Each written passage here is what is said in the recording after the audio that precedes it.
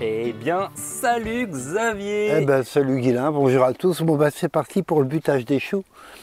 Donc, tu vois, là, moi, je le fais avec une houe. Bon, on peut utiliser d'autres outils, hein. Il y a des butoirs qui existent, ou même avec la petite pointe de la serfouette, on peut y arriver très bien.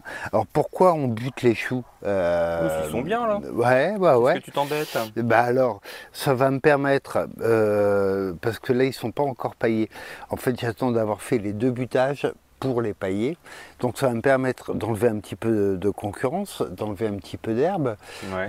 Ça va me permettre aussi, on en avait parlé, un binage deux arrosages, donc Oui. de briser ces liens capillaires.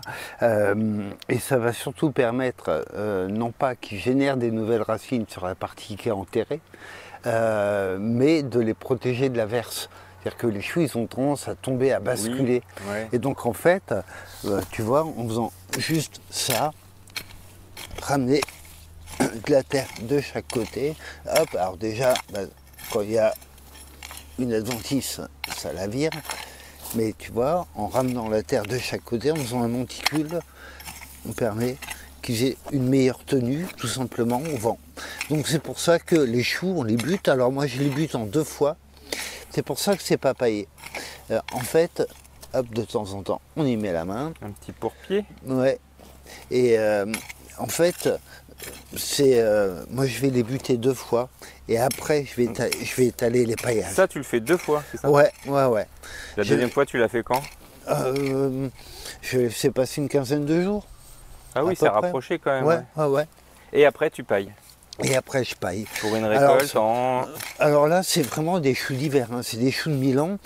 Donc là, c'est des récoltes qui vont avoir lieu au mois de novembre-décembre.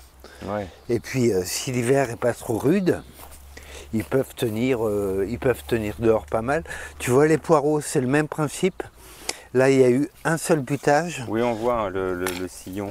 Et quand il y aura un deuxième butage qui aura été fait, ben là, je pourrais à ce moment-là les pailler.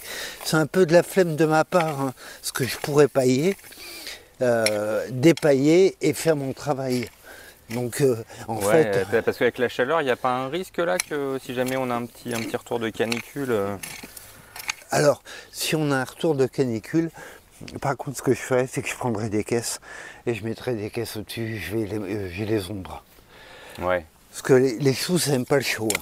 Ça n'aime pas les fortes chaleurs. Ouais, c'est vraiment très sensible au stress, non pas hydrique, mais thermique.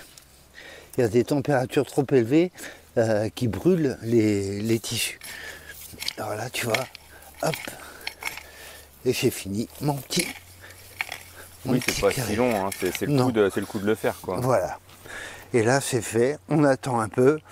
Et puis après, butage, arrosage, paillage, et j'y touche plus jusqu'à la récolte.